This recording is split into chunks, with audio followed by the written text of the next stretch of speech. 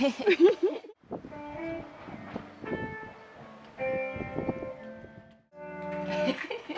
me. Hey, you ready? Hi everyone, I'm Chancy. Welcome to my channel. Today I'm so honored to have the legendary guitarist Allen Hinds. Yeah, thank you. Does legendary mean old? No. Okay. Nice to be here. Yes. Oh, I live here, of course. Yes. Nice to have you here at my house. Nice to meet you today. Yeah. So, Allen not just my musical idol, but also my teacher, right? That's right. Yeah, 3 years ago when I first came to MI, I remember that at the orientation, there was have a big screen showing the video of great graduate and teacher. When Allen's clip showed up, I completely blown away. Wow, Yeah, I was thank you. thinking, oh, that touching, the tone, that melodic solo. So that's you. why I became Allen's student. Well, thank you. Yeah. So today we will talk about some Allen's musical journey and some untalked stories. Okay, sure. Kidding. Some secret stories. Yeah. Yeah. Okay, so let's move back when you're young. You're still young. Yeah. Let's go back to when I'm still really young. So can we talk about your earlier music journey? Yeah, I mean, I grew up in the South, like that means like in Alabama and Georgia when I was a child. So I was exposed to a lot of like the local music. It was a lot of blues and gospel music. I have 7 children in my family. You know, we have a big family. Wow. So I had older brothers and sisters, and they would bring me records, vinyl, home, you know, of Jimi Hendrix and The Temptations, Aretha Franklin, and Mantovani. I mean, all sorts of crazy combinations of music at that time. So I listened to everything, a lot of Beatles. And so that's my earliest, was not even on guitar. I loved music before I loved guitar. I didn't start guitar till I was like 18 years old. I was kind of late to start.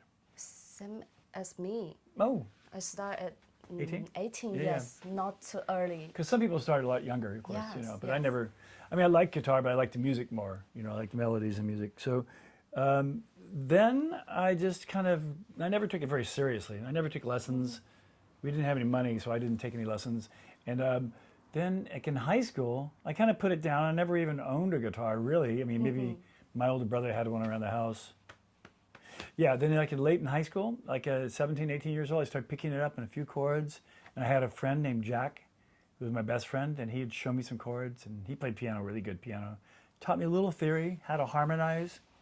Beatles, we learned Beatles songs. And at that time, in the 70s, some of the music was the best music ever. You know, 70s pop music in America. I mean, you know, Beatles, Johnny Mitchell. Joni Mitchell, Rolling Stones. Yeah. 70s had everybody.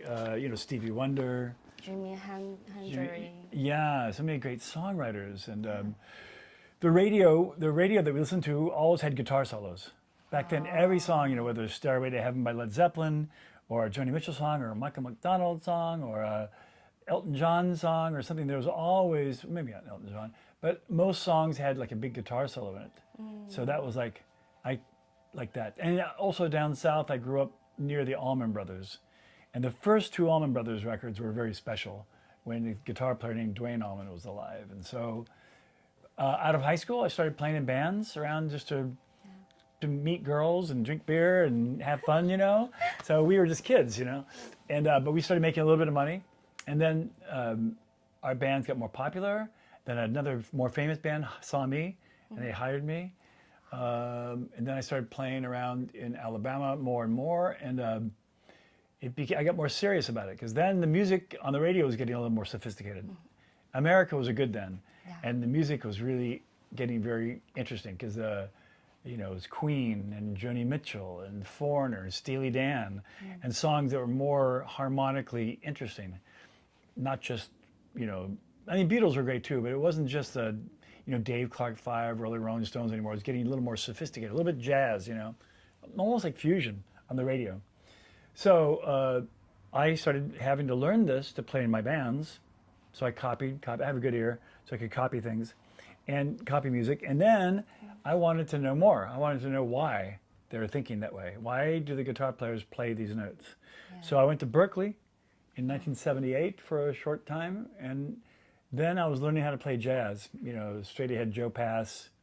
And fusion was still huge then, you know, Chick Corea and Weather Report. So then I went back to Alabama after Berkeley. I was only in Berkeley 1/4. Went back to Alabama, we had a fusion band. We played a little bit of some rock and fusion and jazz. And then I still played in dance bands, you know, to play at universities, to big crowds, and we were very popular. And then I won a scholarship competition in Guitar Player magazine. They, you know, had a competition for the Larry Carlton scholarship. Larry Carlton's a famous guitar player, and in this magazine, Guitar Player, they had a special. You send your cassette tape. Send your cassette tape in, and a letter saying, "Please let me come to school," and I won it.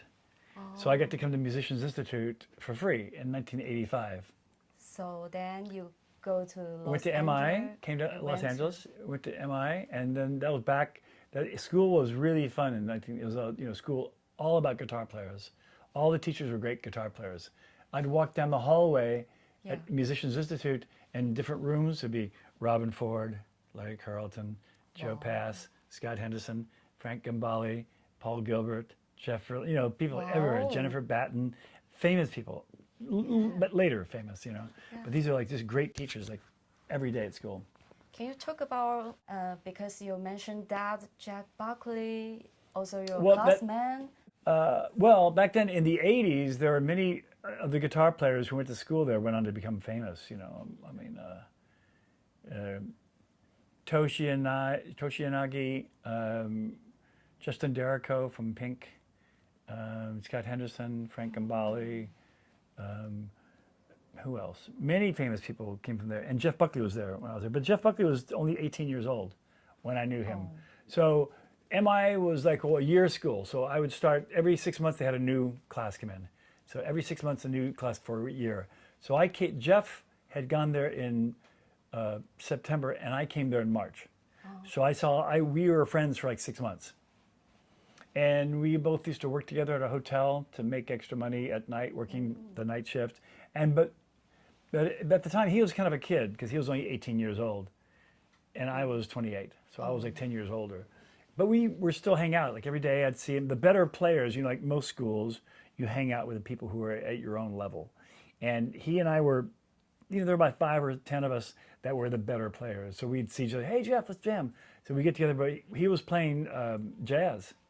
We were all trying to study how to figure out how to play through chord changes like Wayne Shorter songs, Chick Corea songs, you know, difficult standards.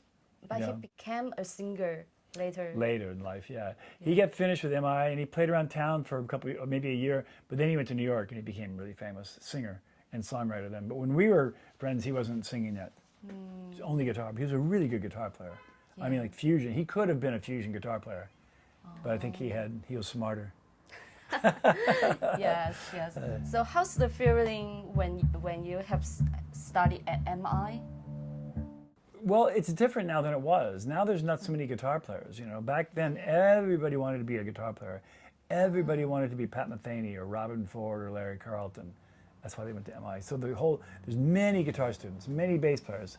So it's different now, and now the concentration is more on artist development, on more like composition or more the production. Not so many people really care about being a flashy guitar player anymore. It's changed. Times have changed. Yes. Which is okay. So, less competition for me. Yes. So, what made you want to more serious be a guitarist? Well, at some point I realized I could make a little bit of money doing it. You know, I never knew how to do anything else. I mean, I never had any other trade. I don't know anything about mathematics or anything about finances or anything about, especially finances. I know mostly about playing guitar. So it only made sense, and I was always good enough that I always had a job, you know, with some band touring. At school, they started having auditions at the school. Yeah. So they were like these famous people would come to MI to look for a guitar player. So I auditioned for several. I got them early on, like when I was just right out of school.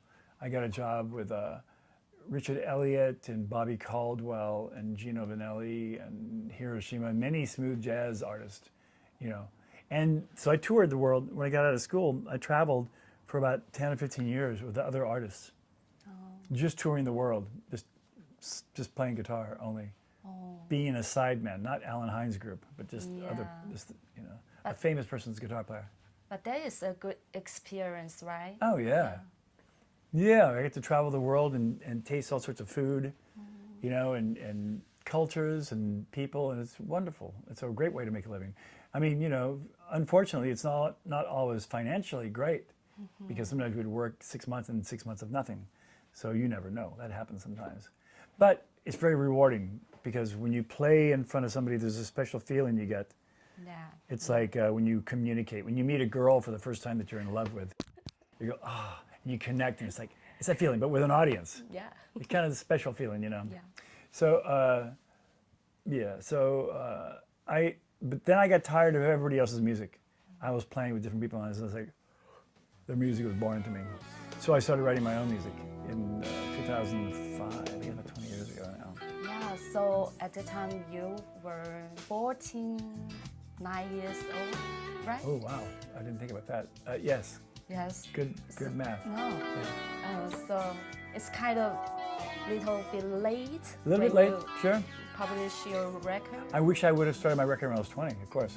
And that's why I always encourage my students all the time. I tell my students, write songs. It's nice you can play, but people will remember you after you die with your CDs. You still have music that people remember, you know. You encourage me. To write. It's important. So thank you. And make sure you keep all the publishing so you can make more money from it. Definitely, I will earn more money and make good music together. So maybe way back to little earlier, when you're high school. At that time, it's high school? high school time. At that time, wasn't too much like software and a computer to help you no cell phones. transcribe No, the guitar no. solo. So how you made it? Well, the old people who are old will remember, back when I was young, there was no cassette players even, nothing, no phones. But we had turntables, vinyl. And you could slow it down, 33 RPMs, 33 revolutions per minute. But you could slow it down, click, and turn it to 16. So everything sounds like, it's like so low you could barely hear it, But we try, and I keep trying. That's difficult work, right? It was difficult, yeah. But it made you work harder, and it made you improve your ear. And sometimes if you didn't get it perfectly like the record, you end up, that's how you kind of work on your own style. Because I never wanted to be exactly like Jimi Hendrix, or exactly like Pat Metheny, or exactly like Robin Ford, or exactly like Allen Hinds. I wanted to be Allen Hinds, So it's kind of good, that I was copying, and I couldn't get it exactly. My technique is very strange, because I don't pick like somebody who goes to school. Yeah. I have a different kind of, because I was just I'm not good at that. So you find other ways. You find other ways to do it, and that becomes your own personal style. I think. Yeah.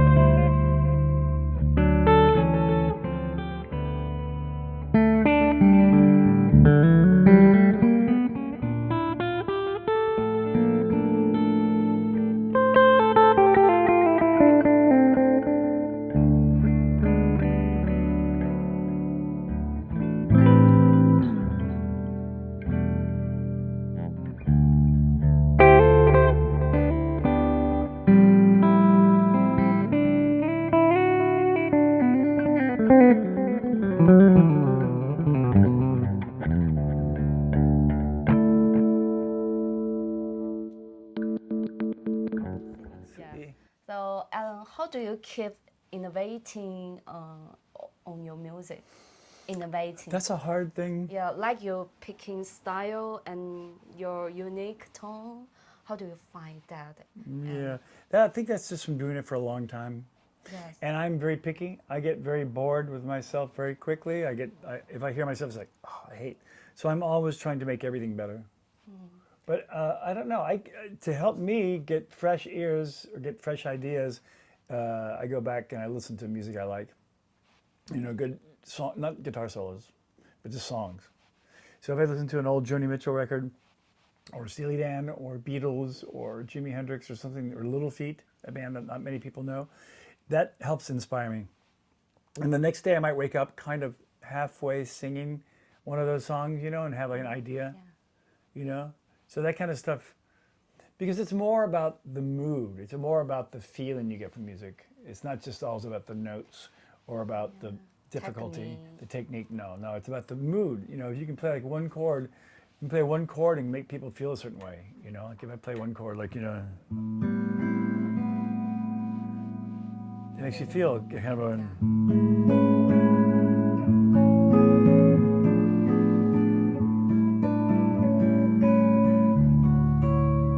You know, so things like that can put you in a mood, or it can put you in a happy mood.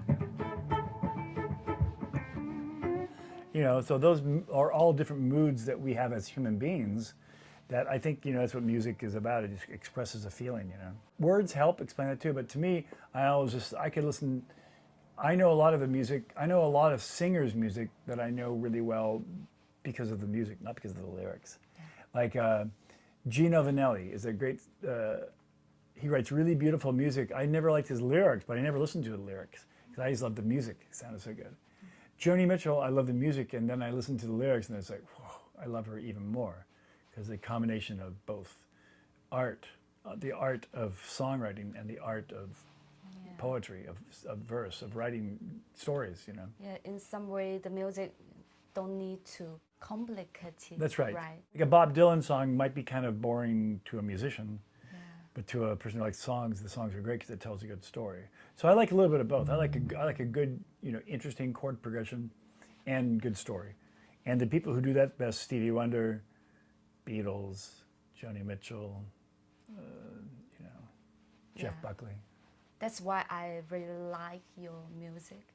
Because there's no lyrics? It made me feel calm down and feel everything is so beautiful. Because I cannot sing, so I have to kind of figure out only harmonically how to do that with the feeling. So melodic.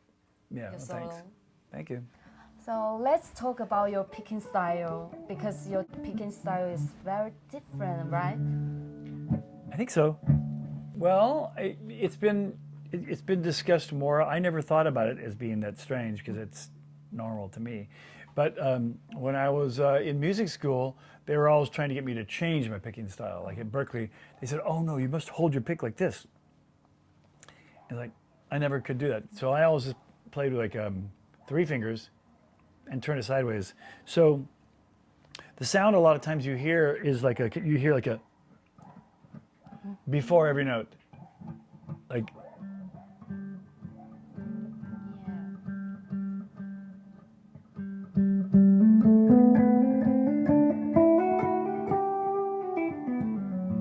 You know, it's funny because there's like in classical music, they notate everything, you know, not only mezzo forte or the volume, but it's also how you play. And there's no tablature or no notation that I know of for electric guitar that goes into detail how you pick the guitar, because there's so many different ways to pick it.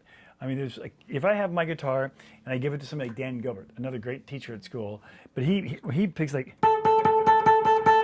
everything is like this really harsh pick. It sounds like a completely different guitar because I set up my guitars and my amps and everything around the way I pick. So, and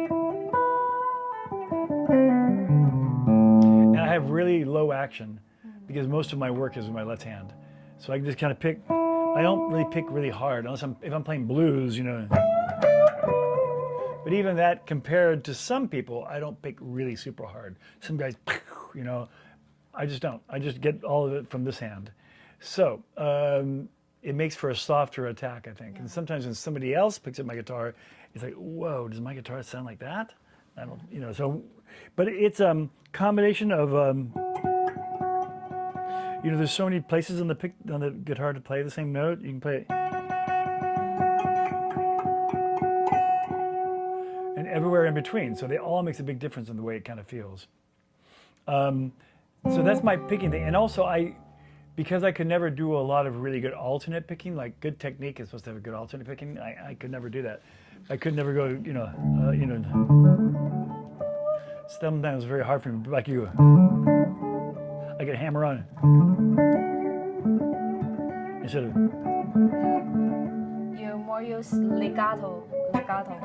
Yeah, and I don't know if it's so much legato. Because when I think of legato, I think about other guys who do it too much. But yes, I guess so. It's like I pick one, and if I'm going up, I hammer on, and if I'm going down, I pull off. It's kind of that simple. And I only pick when I change strings. You know, only when I change strings. So I might go.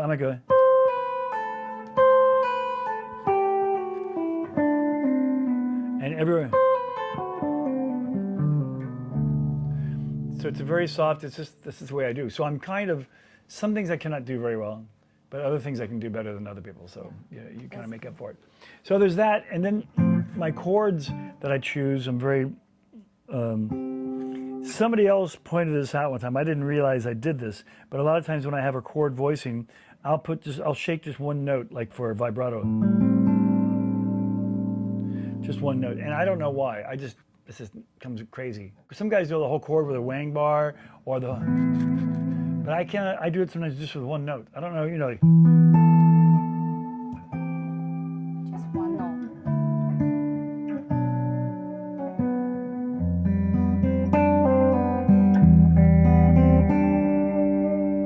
and it gives it a little chorus effect, you know, when one note is going.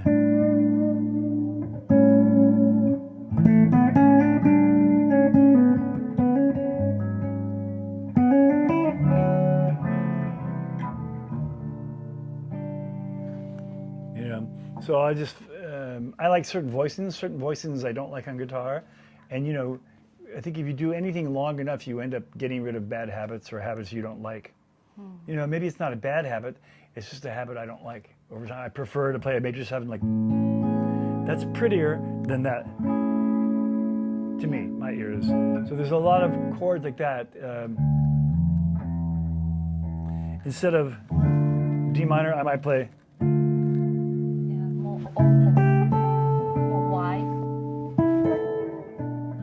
Right.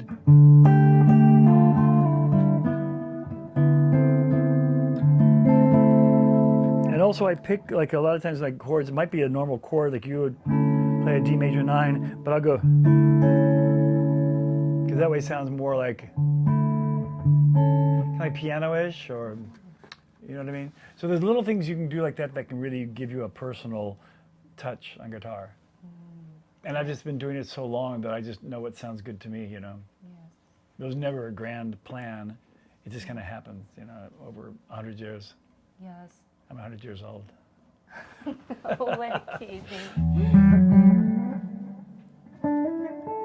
The kind of thing is more important than the technique and the serious. It's all important, I guess. Yes. Tone. I think for finding your own sound, you know, there's 5 million guitar players who can play scales faster than me, you know. So it's not about technique. Not to me. The things I listen to, I don't care about fancy guitar playing anymore. I care about a good song, you know. That's more important to me. Yes.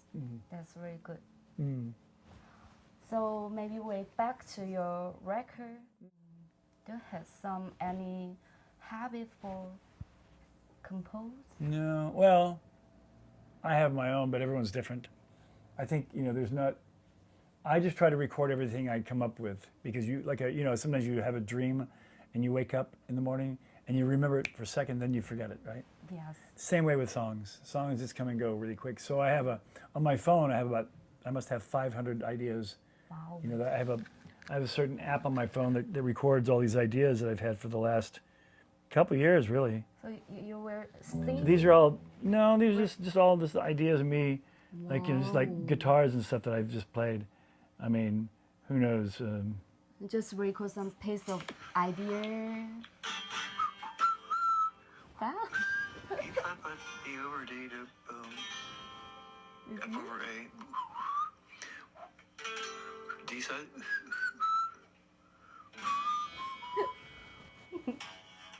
So I have this is I don't know what that is, but I have like these little ideas like that, and so it like this, what is this? It's Metheny-esque.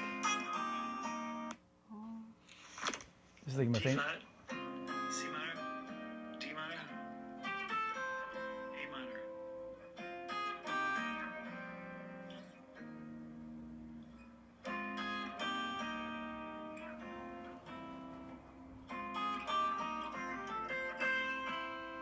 So those kind of ideas, you know. So That's yeah, that's how I great. do. So I have ideas, and then you know maybe they turn into nothing.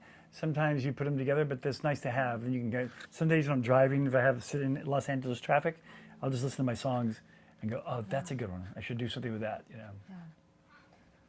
Thank you for share like this stuff. Sure, of course. Yeah. So Allen, have you ever struggled between the music, making the music you truly love, or making music for commercial purpose? Yeah. Well, interesting. You should mention that because yes, when I was touring with other bands like back in the '90s, I mean they were artists in their own right. They had their own music, and that was great. I was just a sideman. So when I started making my first record, I was kind of I was in the company. I was already playing with many bands that were kind of commercial, like smooth jazz, you know, like jazz light, like Kenny G type stuff, kind of. And so I had, because that was the only world I kind of knew, maybe I should make my songs more commercial so I can get on the radio. I thought about that. But then I said, I had an angel and a devil. And the angel was saying, make real music, good music that you like. And the devil was going, no, make commercial music so you can sell a lot of records. So I kind of could have done both. At the time, I was kind of doing both. I was writing songs that other people were doing. Larry Carlton did a couple of my songs on a record. Patty Austin, different artists would like play my songs. And that was my commercial outlet because I didn't really want to play those songs. And my songs were more, I think, a little more creative, a little more deep, a little harmonically. They would never get on the radio because the American radio, especially in jazz, smooth jazz, they don't like overdriven guitar sounds. You know what I mean? They want a nice soft George Benson or Earl Klugh or very safe, really.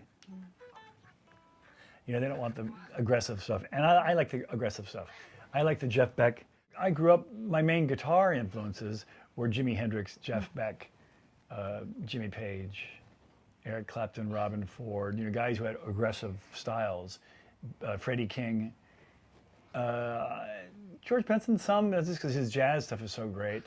But like the company I was in, the smooth jazz, I didn't like any of the guitars. And so I decided to go with the angel and go pursuing my own music and doing whatever I wanted to do. And that, you know, maybe I could have sold more records. Maybe I would be more popular in the mass, you know, everybody in the world would know me better if I made more commercial music. But I'm kind of happy with what I did because I kind of have my own special sound that's mine. But having said that, when my band plays at the Baked Potato or some jazz club, it's just as rewarding if we play to a club full of mixed audiences, young, old, girls, boys, couples, whatever. If you go to a jazz concert, it's all guitar players, you know, they're mostly guitar players. And I like the fact that my music appeals to like different people, different age groups, different, you know, it appeals to a wider, it may not be as popular as some music, but it appeals to more people. So that makes me feel good. If I can make my mother go, ah, that's great. That's just the same feeling as if I played for a guitar, somebody who's like waiting for me to play the hot licks, you know. They're both just as rewarding. Maybe it's more rewarding for me to play to people who don't know anything about music. You know, that they can go, oh, I enjoy this. I don't know anything about music, but I like the song. That's kind of a special feeling too, you know. Yes, the audience feeling also important. Totally, yeah. And I can feel that when you're playing live, I can feel that in the audience. Like at the Baked Potato, the audience is going, and they go, after every solo, you know, I can tell they're listening to everything. So, yeah, that's all. And the older I get, the more I think it's more important to try to reach people with emotions as opposed to just, you know, to impress somebody with playing fast. That's not so important to me Can anymore. feeling some connect with the audience is the very good thing. Yeah, and you can tell. I can feel it. Like I can play 2 notes and know everybody's listening. You know, it doesn't have to be a lot of notes, and I don't have to wait for a report, but I can sometimes just go.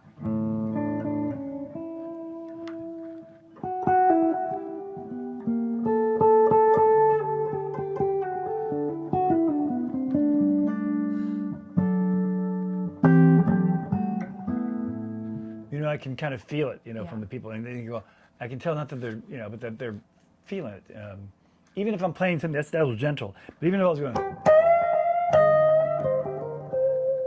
I can feel when people are feeling that too, you know. So, yes, I'm real aware of how the audience is reacting at the moment, the chemistry. Yeah, And you're really enjoying of it. enjoying it. Enjoying Oh, of course, everything. of course. On Yeah, the that's stage.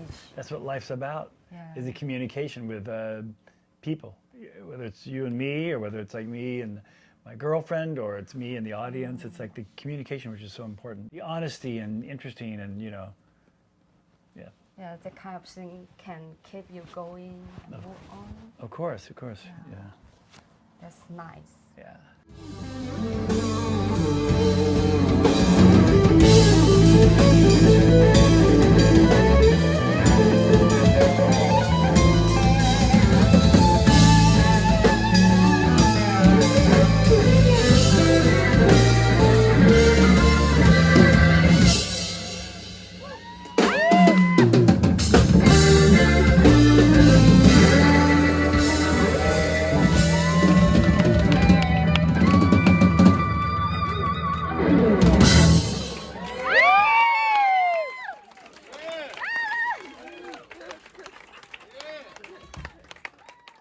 So can you share some good advice for young guitarists? Yeah, I don't know what to say because it's like everyone's so different, you know. You know, everyone's so different. I know some people who have made great careers writing music or doing scores for movies, or people who do, you know, I don't know. I think the main thing is like, you know, just make sure you follow your passion. I'm really lucky. No matter what happens in my life, I love what I do, and I feel like I have never worked a day in my life. I feel like I've never had to work ever because I don't consider playing guitar work.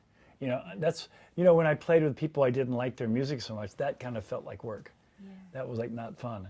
But doing my own stuff is like the most, it's great, you know. And although I don't have a huge house and, you know, to live in, you know, I'm happier than most people because I enjoy what I do. Yeah.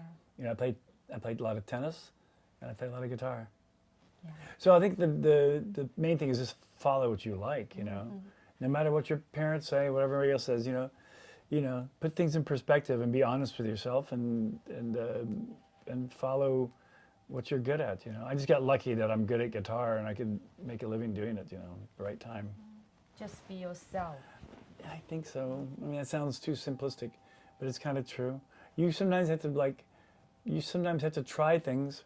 You have to kind of force yourself to try things before you find out exactly. You know what I mean? Like, you know, maybe you put yourself in a situation, maybe you, like Jeff Buckley. Jeff Buckley went to MI. He didn't play anything, and he didn't play Giant Steps ever again after he left school. You know, he went on to do his own thing. But you have to try different things, and you have to realize what you do this well or you don't do this well, and then that puts you on your path, you know. But it's a matter of being aware, being smart, and being conscious, and, you know, not being hurt if you don't do this very well. You can always go do something else.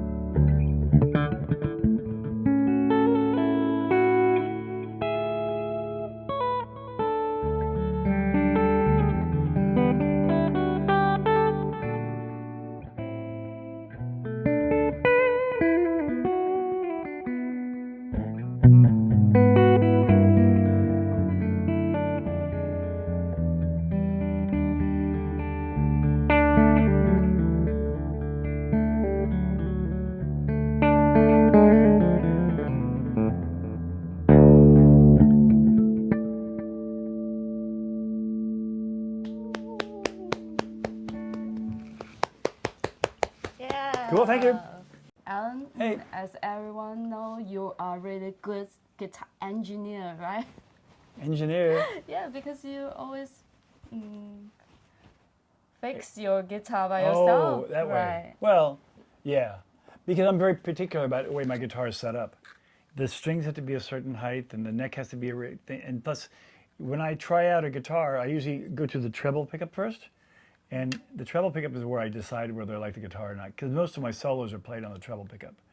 I just adjust the bass. And people ask me all the time how I get such a great tone, but really, if the amp is right and the guitar is right, I don't really do anything special. I might turn the treble down. Not on the guitar. The guitars are usually all the way up, all the way when I'm playing. But if I can play chords with a treble pickup and it's pleasing to my ear, if it's a nice sound, then I know I'm close to the ballpark. So most guitars I'll pick up, and if I can't get a good sound by just going, I play a lot in drop D.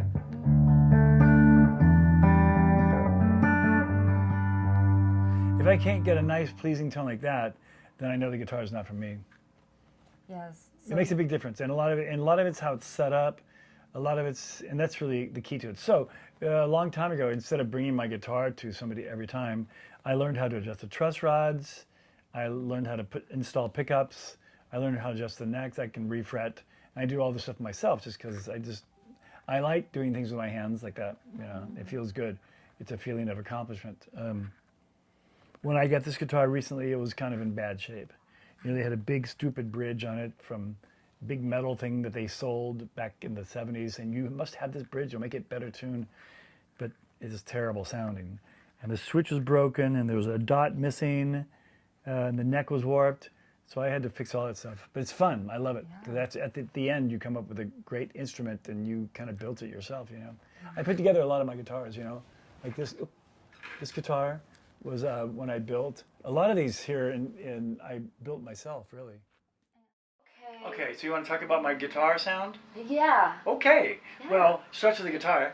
I kind of have like an old setup, like the same kind of setup I had back in the 80s almost, where I go into maybe my wah-wah pedal, maybe my distortion pedals, then I go to the amplifier, input, and then the send, come back to the pedal board, and I go into my time-based effects like reverb, delay, chorus, the things that are stereo. Then it goes up left and right, back to the amp, and back to another amp. So I have the stereo with two cabinets. I'm just using those speakers right now. I'm not using those amplifiers, just the speakers in those cabinets, just to save room. But that's pretty much it. I think kind of basically I have like a volume pedal here. Yeah, you use a lot also. Yeah, I'm used to that because back in the 80s when I was trying to sound like Robin Ford, Larry Carlton, they all used the volume pedal. So I'll do... Or...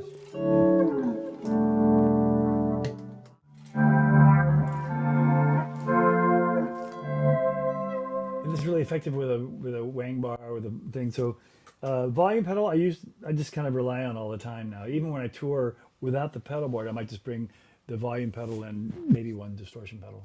And then I have my Allen Hinds overdrive pedal that I use. It's an exotic pedal, which is a nice overdrive. The exotic company has been very nice to me. Yes. That's the Allen Hinds drive. I have an EP boost. This is gives a little bit more warmth. I have a delay over here and tab tempo. I can control the amount of delay.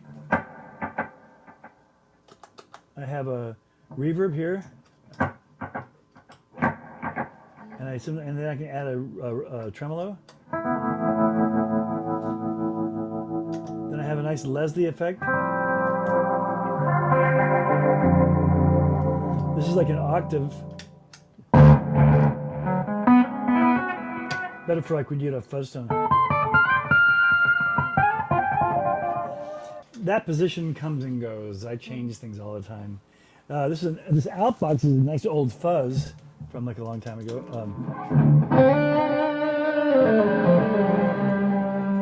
And then for just effect, I have a backwards thing where sometimes I want to go.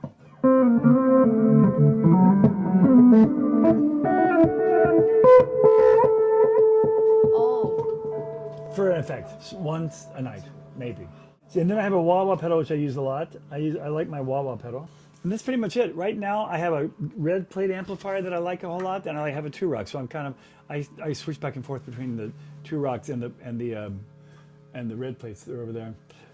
The new 2-rock they just sent me, TS1, and that's a red plate that I've had for many years. I like both of them very much. And that's pretty much it. It's a pretty simple setup compared to some people. And my pedal board is this perfect size. I have a case for it, so when I fly, it's 49 pounds, right under the limit.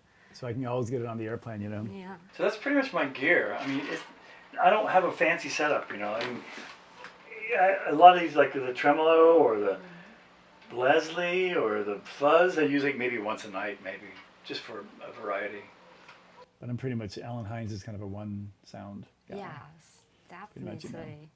But I always gravitate, my amplifiers, I always have them set, it's hard to explain, like a distortion pedal or the overdrive distortion from the amplifier is very special to me because that's where I play my solos. So it's got to be a special sound, and it's got to be just compressed enough so it has sustain and meat. But sometimes pedals, the only way you can get that feeling is by turning up the distortion so high that it's very buzzy. It's like zzz. Yeah. So I turn down the buzz, I lose the feeling. Or if the sound is great and I can't get the sustain, then it gets, you know, it's really hard to find the compromise. There's only a few amplifiers that I like a lot, and only a few pedals that I like a lot. It's kind of a personal thing. Everybody has their own journey to try to find what they want, you know. Yeah, this is a combination of my house and my studio, as you can tell, because it's a small place, but it's a nice place up in Laurel Canyon. So I have pretty much when I record my records, I record my parts here. And this is an old Avalon. I don't even think they make this anymore. But Avalon makes really high quality preamps. I have this little kind of this guy who worked on building missiles and rockets and stuff, built this, some kind of engineer, space guy, built this thing, and I think it's kind of a one of a kind. It's a mixer. It's just a really clean mixer. I can just have everything kind of running through there. It's my stereo system, you know. That's pretty much, it's about as simple as you can be. But I get really good sounds here just because I can dial them in, and I'm good at recording because I've done so many recording sessions here. A lot of the quality comes from like recording things at the right level. You know, like acoustic guitars, you can always adjust the EQ later or add reverb, but getting at the right level without it's too distorted or too weak, that kind of thing. And you know, the duet stuff, the apogee converter, I guess it's good enough. I figure some technology like this, they didn't have the technology back when the Beatles made the music, and the Beatles music was okay. So why do I need any better? You know, it's fine. But that's pretty much it. I have a lot of guitars. So this guitar is my newest acquisition, and it's a 1957 Les Paul Special, which is very rare. And this happens to be a very good one. It plays great and it sounds wonderful. A friend of mine had this. She lives in the canyon, and she finally decided to sell it. So I decided to buy it. And it's my latest thing. And when I get the guitar, I set the neck and I adjust the pickups and I clean it up and I make it mine, you know. This is a 1925 Martin. This is a 100 years old guitar.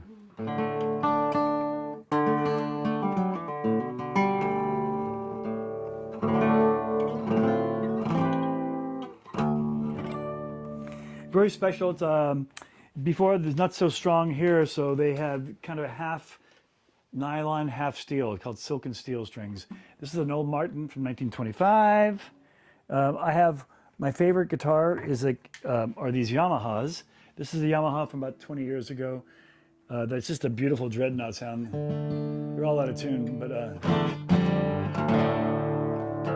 this is a nice guitar that they don't make it. Well, they do still make these. It's one of Yamaha's top of the line. I use this for a lot of sessions. This one, if I need a jazz sound, I don't have a 335, but I have this old Ibanez that I had. I bought and I replaced the pickups in it to make it sound a little more my liking. These are beautiful guitars. Ibanez makes really great stuff. The quality, they're just great. And these are great old guitars and they're very affordable. The Stratocaster is my main Stratocaster. I'll show you some other exotic guitars that I use a lot too. But this is an old 1956. Really, the only thing that's 56 are the pickups. The pickups are all old from the mid 50s, and all the harness, all the tone pots, all 56. And this is my first guitar I refretted. But this is just a great sounding Stratocaster. Always has been great. And it's got a nice old vibe to it, doesn't it? I love that. It's a pretty guitar. Now, if I go up here, if I go around the room, this is just I found this in a store. I thought it was kind of pretty, all the inlay. And I had the black put in because it was just wood. I think it was an art project, but I just liked the way it looked. And I made it a playable guitar for a while, but it's kind of heavy and the neck's not that great. So now it's just something pretty on the wall. This bass I use for sessions because when I play recording sessions, I can't always hire a bass player immediately, and I can play bass okay. So this is this old Japanese bass. This is a guitar I built out of parts. It's a Charvel body that was red, and I painted it sunburst, my first sunburst. Fender neck, throwback pickups. That's a great telly. I like the old vintage look, of course. The company I work for is called Exotic, and they make really great stuff. The same company who makes my pedals. They've been really nice people to me for many years. They make really great high-end guitars and pedals now. This guitar is interesting because I built this myself. When I bought it in the store, there was no tuners, no nut, missing a few frets, no bridge, no pickup, no tailpiece, no strings, nothing. And I bought it for $40. And I put the frets in myself, and I built the nut. I had the tuners in a drawer. I bought the pickup. I made this myself. I cut this out of plastic. I have saws in the backyard, and I beveled it to make the shape. And I had this lying around, so I put that on there. And this is a special guitar because it has a rubber bridge. And a lot of singer-songwriters these days are doing this kind of cool thing with guitars, where they're putting a rubber piece under the strings, so it has a real special sound. Let me show you what I mean. I think a lot of like Taylor Swift, Ed Sheeran, Madison Cunningham, they put a big piece of rubber under the strings and it mutes it like a piano. I'm sorry, like a violin, like a pizzicato, like you're plucking the notes. You know, it sounds a whole different sound as you'll hear in a second. Very dead sounding, like a mute, like when you put a mute on a violin. That's what it sounds like.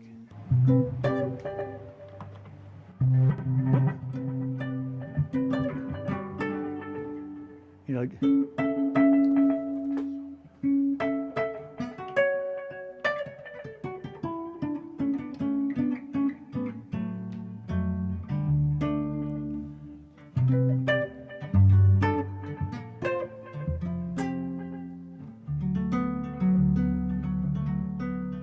almost sounds like a harp.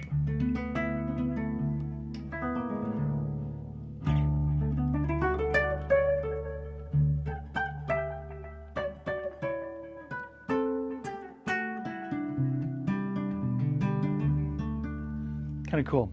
So this is my workstation where I work on my own guitars. And as you can see, I have an old LSL guitar. I have some more exotic guitars. I have my 52 Esquire. It's a very special old guitar. This is an Augustine guitar from Italy. Great. You know, have my own strings, Allen Hinds strings. Woohoo! Nice. But this is where I kind of work, and I like to, you know, it's very rewarding. Not as rewarding as playing guitar well, but it's very rewarding to actually work on a guitar and, you know, fix a fret or fix a pickup or change a neck or change the, you know, it's a kind of a fun thing to do.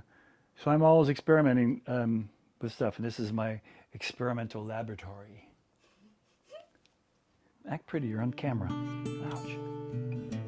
Ow.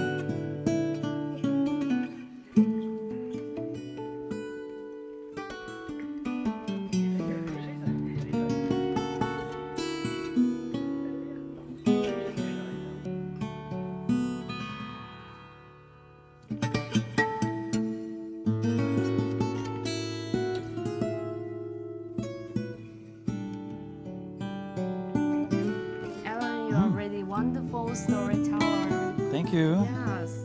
So thank you so much for sharing so much today. Thank you so much. It was fun. It's always fun. Yeah. If you would like to listen to his music, please check out his Spotify, Spotify. Allen Hinds, and My webpage. yes, and Wang Yiyun for Chinese. And One day I'll be in China. I hope. you're welcome to I want to come. come to China, have some masterclass or live Zoom, maybe. Yeah. Or We look forward to. Or some food, lots of food. Yeah. Okay. Bye bye.